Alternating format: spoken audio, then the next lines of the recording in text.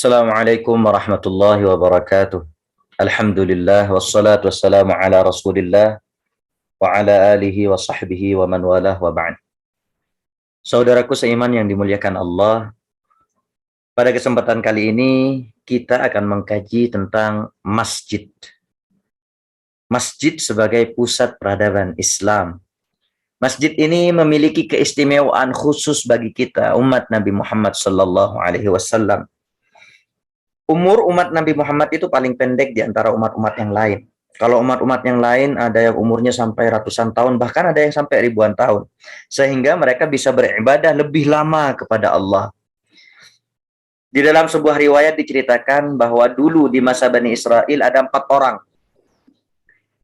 Mereka selalu istiqamah beribadah selama 80 tahun tanpa henti.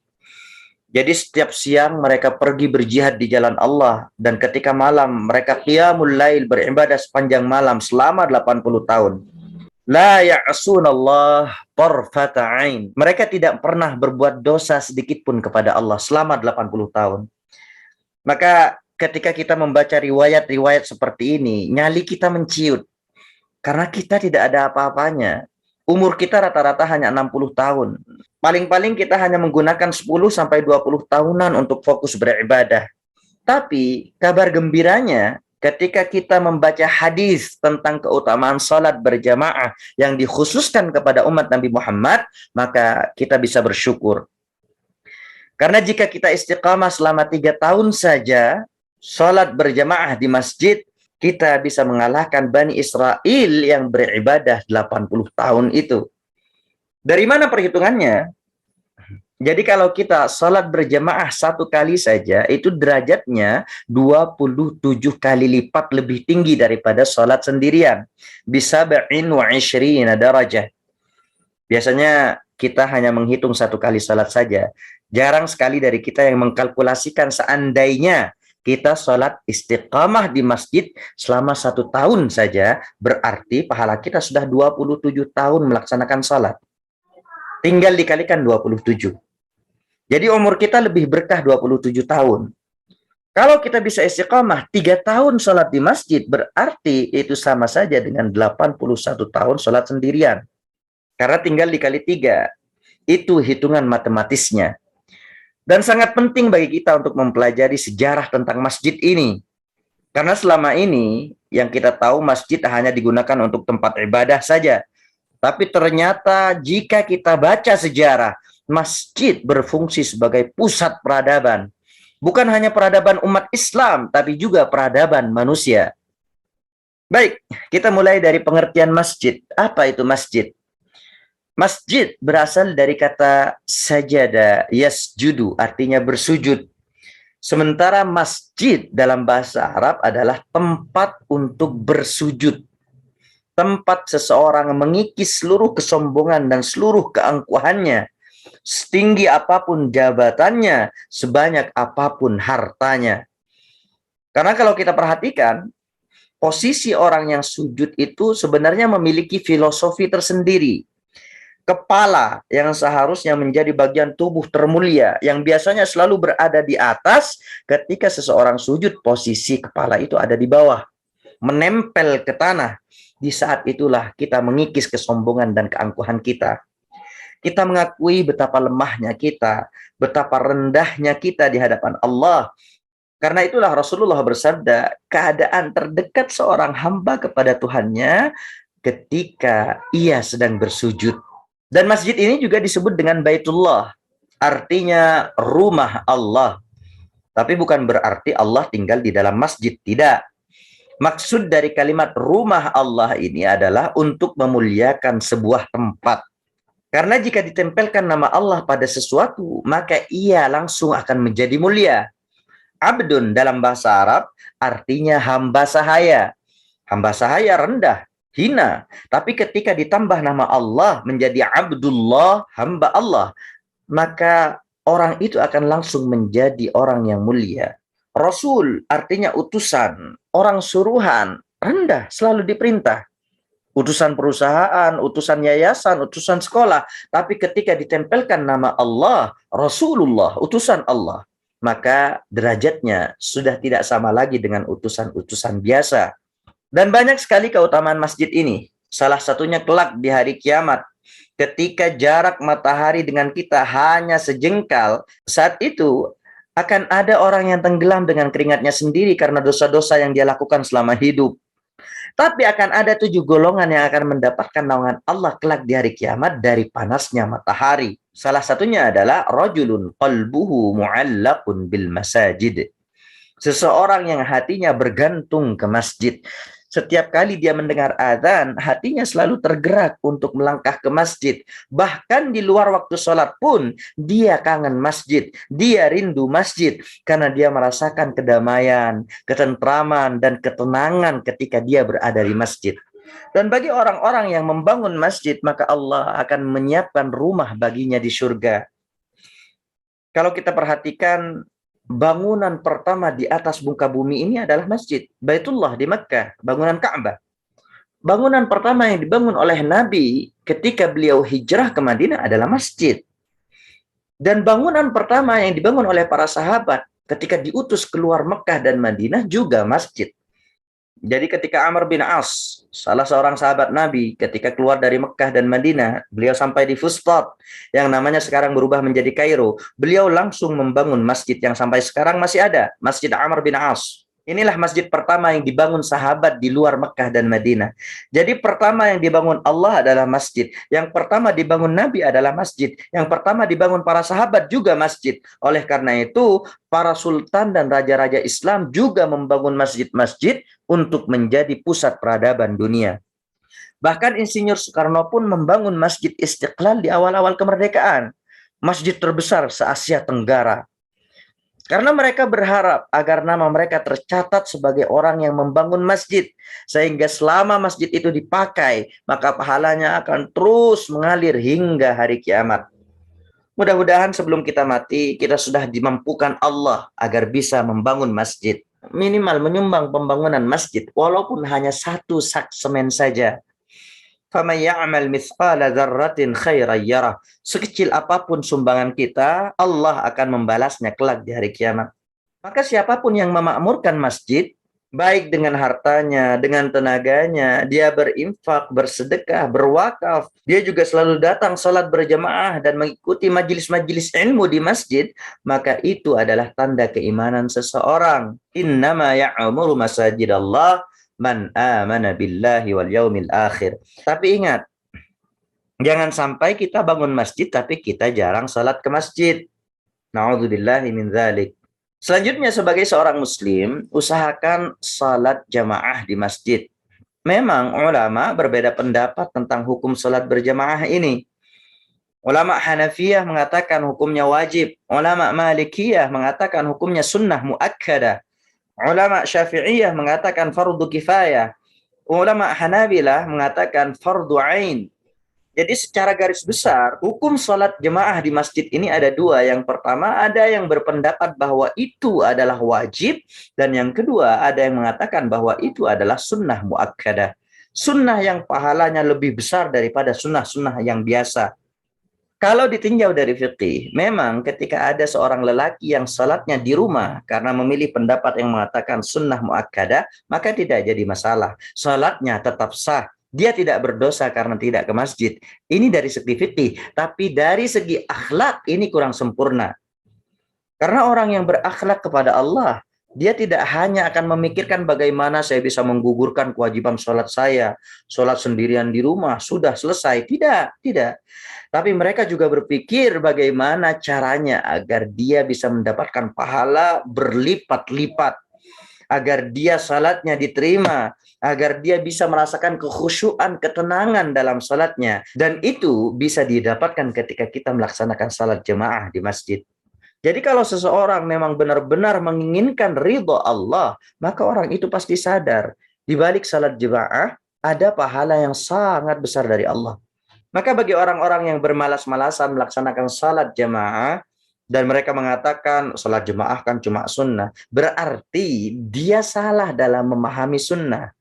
Karena orang dulu ketika mereka mengetahui bahwa itu sunnah, mereka bersemangat, ayo kita lakukan, ini sunnah, kita laksanakan sunnah.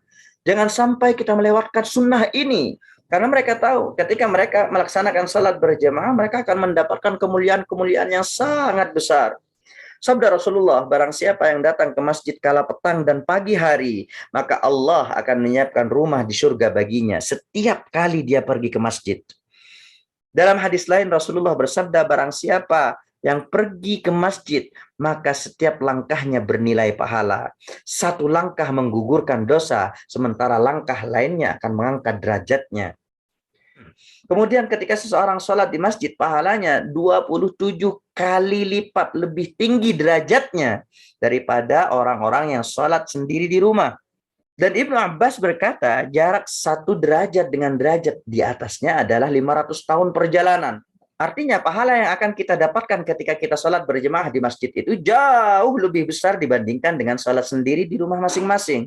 Selama kita sehat dan mumpung kita masih muda, bagi laki-laki usahakan sholatnya di masjid. Karena ketika kita sudah sakit, ketika kita sudah tua, tidak mampu lagi berjalan ke masjid, maka kita pun masih tetap akan mendapatkan pahala sholat jemaah di masjid. Ini sesuai dengan penjelasan dari Rasulullah SAW.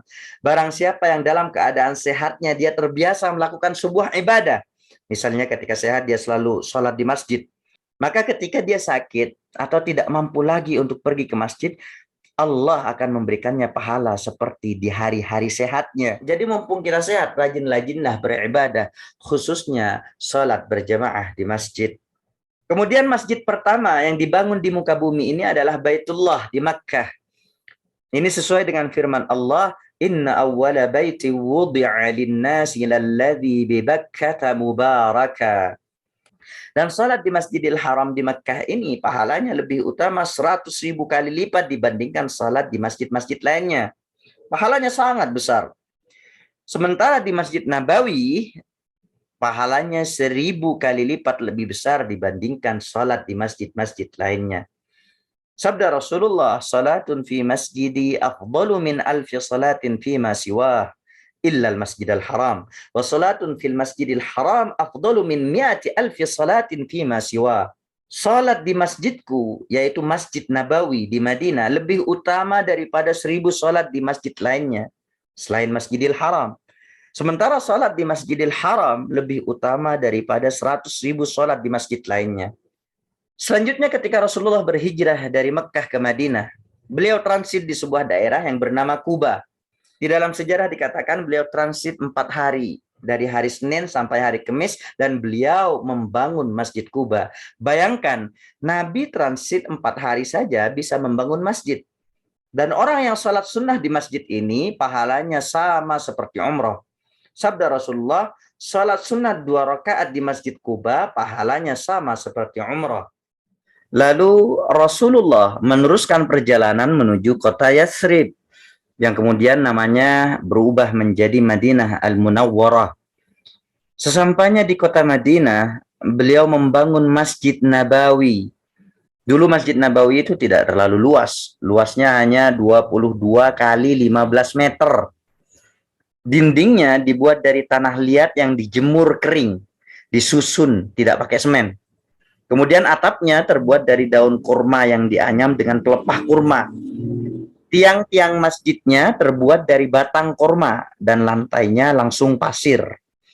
Sehingga ketika salat akan banyak pasir yang menempel di dahi kalau tidak pakai surban. Makanya dalam sebuah riwayat diceritakan bahwa pada malam Lailatul Qadar, ketika waktu subuh tanggal 27 Ramadan, Rasulullah salat dan lumpur melekat di kening Nabi.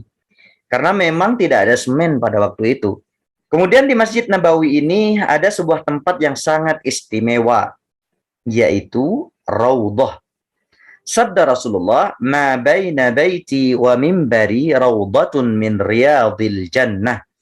Antara rumahku dan mimbarku ada taman dari taman-taman surga.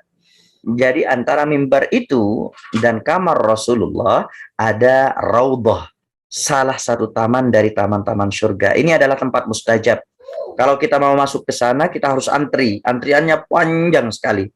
Tapi itu tidak ada apa-apanya dibandingkan dengan keutamaan Raudhah ini. Kita bisa sholat di sana, merasakan ketenangan, merasakan kekhusyuan, berdoa, meminta semua hajat kita kepada Allah.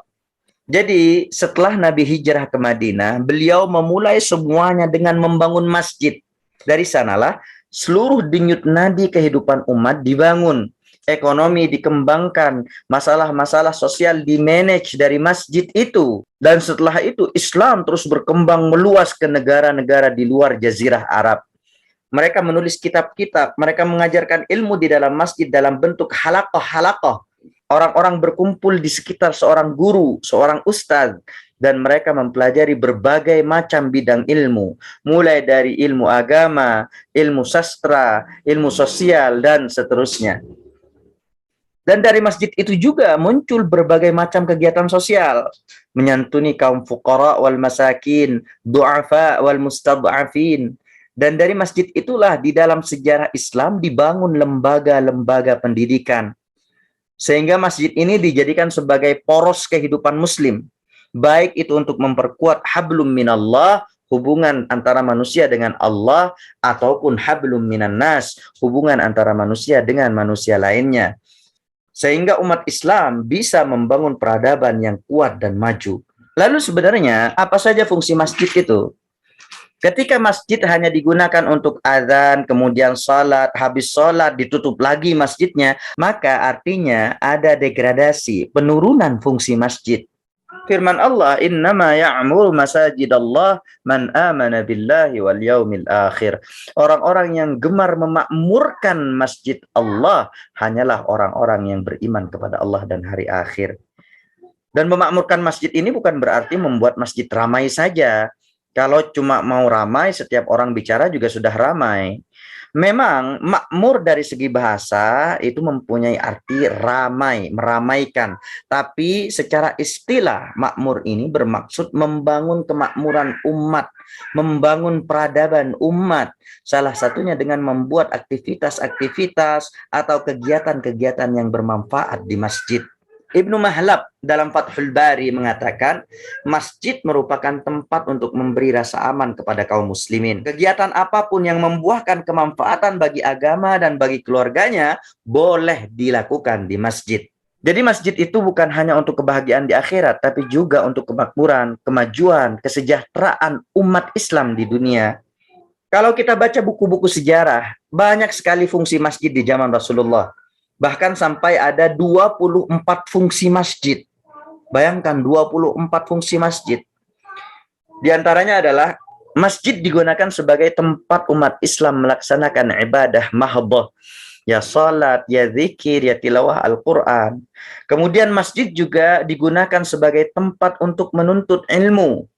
Di zaman Nabi setelah selesai salat berjamaah akan ada majelis-majelis ilmu, halaqah-halaqah, pengajaran dalam bentuk qauli seperti khutbah ataupun kajian, dan pengajaran dalam bentuk fi'li yang dicontohkan langsung oleh Rasulullah SAW. Halaqah-halaqah ini tanpa sekat-sekat kelas, tidak ada batas-batas jenjang, tidak ada S1, S2 ataupun S3. Yang sering dibahas di halaqah-halaqah ini adalah permasalahan-permasalahan aktual yang sering terjadi di masyarakat. Kemudian masjid juga dijadikan sebagai tempat konsultasi dan meminta fatwa. Baik itu problematika duniawi ataupun ukhrawi. Baik itu tentang budaya, ekonomi, ataupun masalah-masalah ibadah. Dan masjid juga dijadikan tempat melangsungkan pernikahan. Rasulullah bersabda, sebarlah berita pernikahan ini dan selenggarakanlah ia di dalam masjid, lalu pukullah rebana-rebana. Jadi yang ingin menikah nanti, akadnya akan lebih baik jika dilaksanakan di masjid, bukan di hotel, supaya pernikahannya nanti bisa lebih berkah. Baru kalau resepsinya bebas, mau di aula, mau di hotel, ataupun di rumah, terserah. Kemudian masjid juga difungsikan sebagai tempat layanan sosial. Dulu di samping Masjid Nabawi itu ada tempat Ashabus Suffah, tempat khusus orang-orang Suffah. Orang-orang Suffah ini adalah orang-orang yang kurang mampu, kalau sekarang seperti gelandangan, anak jalanan. Dan mereka dinafkahi, diberi makan, memakai infak masjid. Jadi dana infak di masjid itu seharusnya tidak dikumpulkan sampai menggunung, tapi seharusnya disalurkan kepada orang-orang yang membutuhkan di sekitarnya. Bahkan dulu menara masjid yang tinggi itu bukan hanya digunakan Bilal untuk adzan, tapi juga untuk melihat rumah-rumah mana yang tidak berasap dapurnya. Kemudian khalifah akan menghampiri rumah tersebut, menanyakan kepada mereka, apakah kalian punya makanan di dapur? Jika mereka tidak punya makanan, maka akan diambilkan dari Baitul Mal di masjid. Dulu Baitul Mal dipusatkan di masjid. Perbendaharaan negara, zakat, infak, sedekah, jizyah, dan lain-lain, totalnya ada 27 pundi-pundi umat, semuanya dikumpulkan di masjid. Kemudian selanjutnya, masjid juga dijadikan tempat untuk mengatur strategi perang.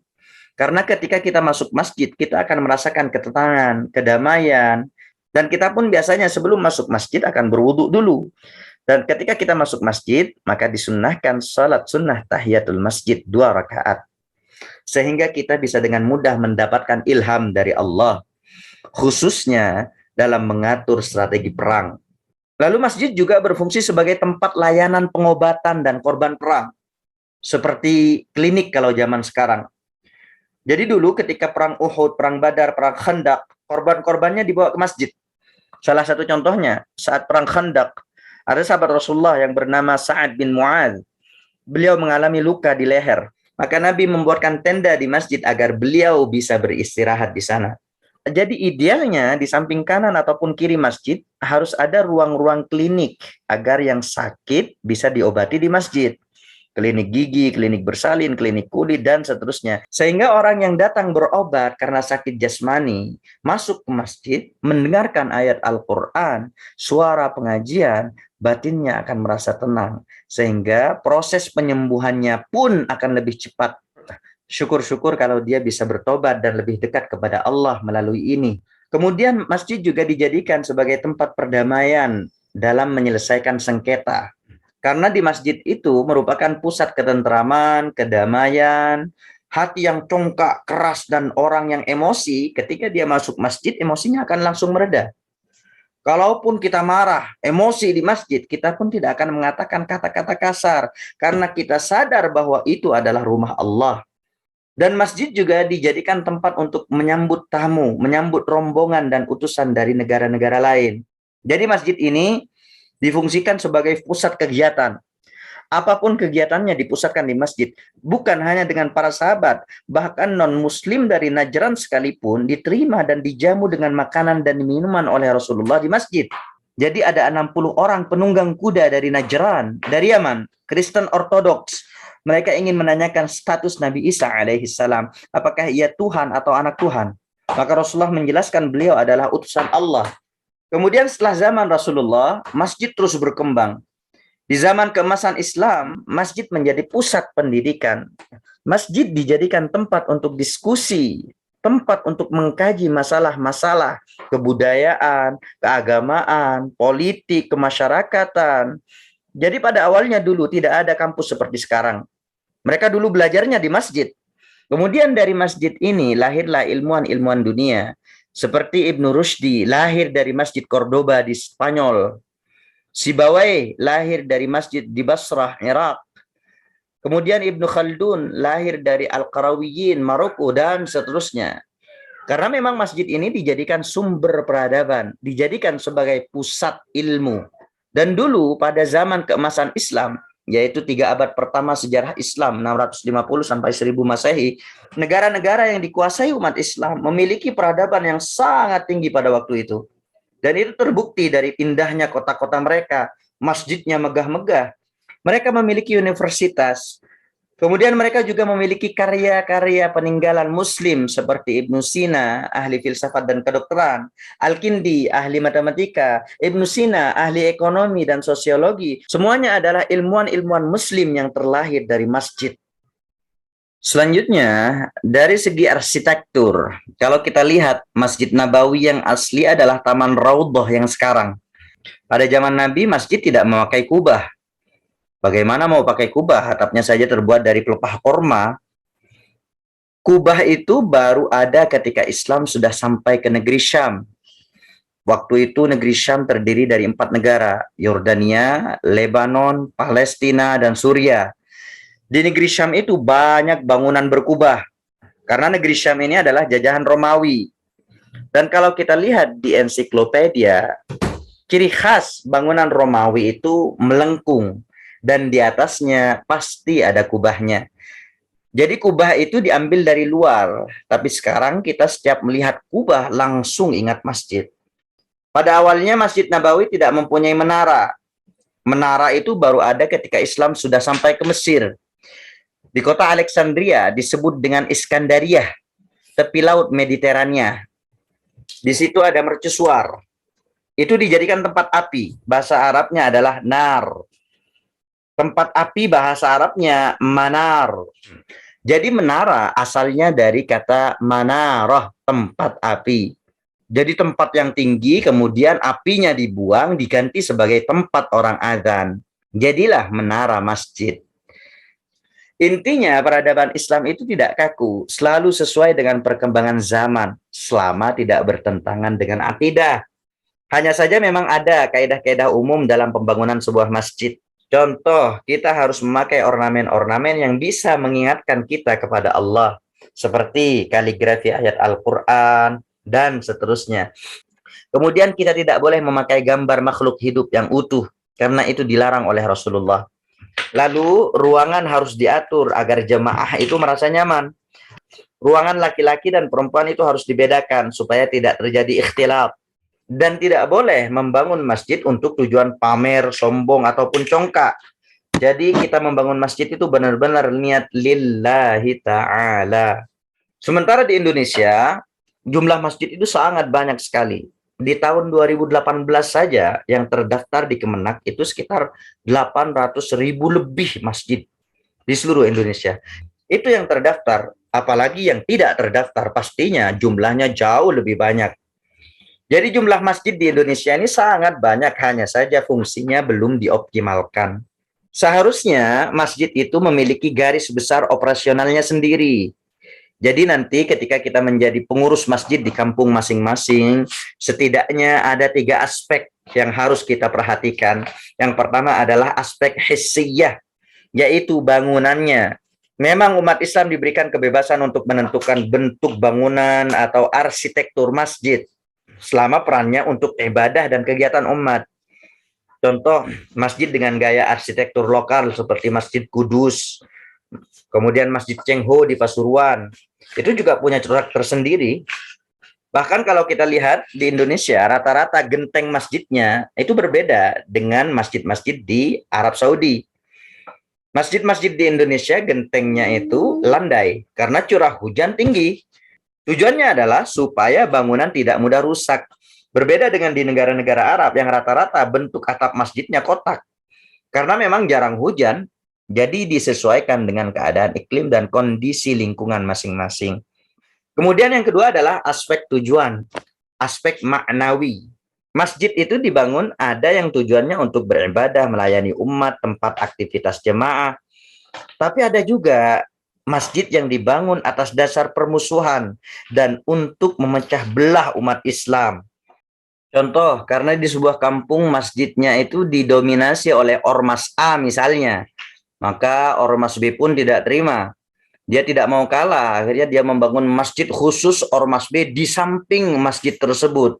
Jadi ini niat dasarnya sudah bukan ketakwaan, tapi permusuhan. Jangan membedakan antara satu kelompok dengan lainnya. Kita bernaung di bawah Islam. Dan ini juga pernah terjadi di zaman Nabi. Masjid yang dibangun atas dasar permusuhan itu disebut dengan Masjid Dirar, yang memang khusus dibangun oleh kaum musyrikin untuk memecah belah kaum muslimin. Kemudian aspek sosial, ini dapat dilihat dari kelembagaan masjid itu, lembaga dakwah, bakti sosial, manajemen jemaahnya, pendanaannya, pengelolaannya, dan seterusnya. Dan masjid-masjid ini seharusnya dioptimalkan dari berbagai aspek. Minimal harus ada 4 aspek yang harus dikuatkan. Pertama, manajemennya, khususnya manajemen keuangan. Sejahterakan petugas masjid dan didik mereka untuk menggunakan teknologi yang ada, seperti memaksimalkan fungsi medsos. Dari mana biayanya? Ya dari infak masjid itu. Dari masjid untuk memakmurkan masjid, itu slogannya. Kemudian laporan keuangan harus transparan.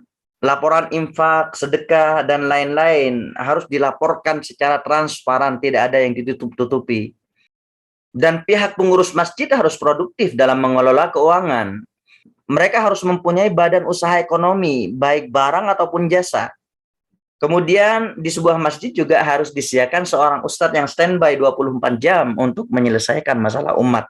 Bangunkan rumah atau tempat tinggal untuk ustadz itu di samping masjid. Jadi ketika ada masalah yang dihadapi umat, mereka tidak bingung mau konsultasi ke siapa. Kemudian program. Jadi masjid bukan hanya tempat salat dan zikir saja, tapi juga dipakai untuk diskusi dan seminar tentang masalah-masalah yang aktual. Selenggarakan kajian, training keislaman, dan seterusnya sesuai dengan fungsi masjid di zaman Rasulullah Shallallahu Alaihi Wasallam. Kita harus menjadikan masjid itu sebagai tempat yang indah. Usahakan agar jemaah selalu merindukan masjid. Buat program-program yang menarik. Disiplin waktu. Jangan sampai adzan nunggu imam sampai 30 menit. Akhirnya orang-orang akan kapok sholat di masjid. Jumatan misalnya, khutbahnya jangan terlalu panjang. Karena ada orang-orang yang kerja di kantor. Ketika mereka telat datang ke kantor gara-gara khutbahnya terlalu panjang, mereka akan dimarahi oleh atasannya. Ini kurang tepat. Makanya para pengurus masjid itu perlu belajar fikih masjid. Tapi jangan juga habis adzan 1 menit langsung iqamah. Akhirnya makmum itu banyak yang masbuk. Karena adzan itu hakikatnya adalah panggilan untuk salat. Setelah orang-orang dipanggil, orang-orang itu masih perlu waktu untuk bersiap-siap. Ya untuk wudhu, menuju ke masjid, salat sunnah 2 rakaat. Ya setidaknya 7 sampai 10 menit. Supaya jika ada orang yang baru datang, mau salat sunnah 4 rakaat, dia bisa melaksanakannya dengan tenang. Kemudian aspek fasilitas, keamanan 24 jam, sarana dan prasarana yang memadai, ruang sholat wanita dan laki-laki dibedakan, ruang istirahat dibedakan, ruang pertemuan dibedakan, ruang poliklinik kalau bisa, ruang memandikan jenazah, ruang bermain anak-anak. Dekatkan masyarakat dengan masjid. Dan yang terakhir adalah aspek sosial. Jangan sampai takmir masjid berlomba-lomba untuk menumpuk dana, zakat, infak, sedekah. Semuanya harus disalurkan untuk kesejahteraan masyarakat sekitar, fakir miskin, anak yatim, janda, dan orang tua. Semuanya tidak boleh terlewatkan dari pantauan takmir masjid. Jangan malah bangga jika kas masjid berpuluh-puluh juta. Justru seharusnya uang umat itu harus segera diberikan kepada orang-orang sekitar yang berhak. Bukan hanya bantuan makanan, tapi juga bisa digunakan untuk renovasi tempat tinggal orang-orang yang kurang mampu, yang rumahnya sudah hampir roboh, yang rumahnya sudah reot, rumah-rumah fakir miskin yang belum mempunyai toilet, bangunkan toilet, dan seterusnya. Inilah yang seharusnya dilakukan oleh takmir masjid. Pertanyaannya, apakah ada masjid seperti itu? Ada. Di Indonesia kita punya masjid percontohan, yaitu Masjid Jogokarian di Yogyakarta. Jadi masjidnya mempunyai detail data jemaah berdasarkan usia, pekerjaan, kekayaan pendapatan, intensitas ke masjid, dan itu dijadikan sebagai dasar untuk bantuan, baik berobat gratis ke poliklinik atau rumah sakit. Dan setiap jemaah memiliki kartu sehat khusus masjid ini. Kemudian kas digunakan dan diberikan kepada jemaah yang kurang mampu, sehingga mereka lebih rajin ke masjid. Dan di sana ada juga ATM beras, klinik, kemudian umroh gratis bagi yang tidak putus sholat jemaah selama 40 hari. Di masjid itu kopi panas tersedia, kunci lansia juga tersedia. Mereka juga menyediakan penginapan 13 kamar. 3 kamar khusus musafir yang kurang mampu diberi makan gratis. Kalau kehabisan uang dikasih ongkos buat pulang dan dikasih uang untuk makan selama perjalanan pulang. Kemudian di samping masjid juga disediakan tempat olahraga, playground sekolah, dan seterusnya. Jadi tujuannya ini jelas, masjid dijadikan sebagai pusat berkumpulnya orang-orang, pusat aktivitas dan kegiatan umat Islam. Kemudian kalau ada yang kehilangan di masjid itu, diganti oleh takmir masjid. Kalau ada yang kehilangan sandal, bahkan motor sekalipun akan diganti. Tapi memang takmir masjidnya sudah memaksimalkan security 24 jam. Ada 24 kamera CCTV di masjid itu. Kemudian di sana juga ada ATM beras. Jadi setiap jemaah masjid punya kartu seperti ATM. Dan jemaah yang kurang mampu bisa mengambil beras dengan menggunakan ATM itu gratis.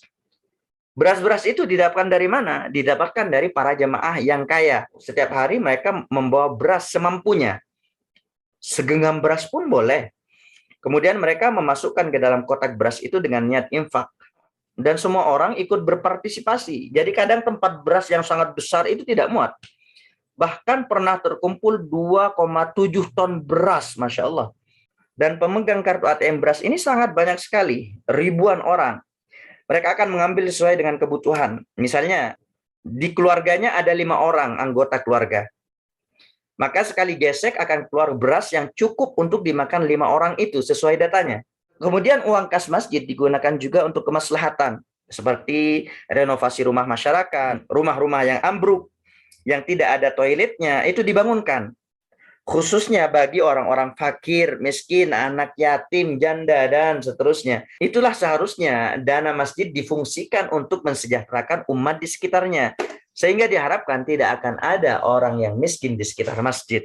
Kemudian di sana juga disediakan tempat istirahat, tempat untuk tidur. Jadi di samping masjid itu ada tempat khusus untuk istirahat, untuk tidur bagi jemaah yang merasa kecapean. Jadi kalau di masjid lain orang tidur di emperan masjid langsung diusir, tapi di masjid ini malah disediakan tempat khusus dengan fasilitas yang memadai agar jemaah yang letih, kecapean bisa istirahat di ruangan khusus. Mudah-mudahan menjadi ilmu yang bermanfaat. Terima kasih. Assalamualaikum warahmatullahi wabarakatuh.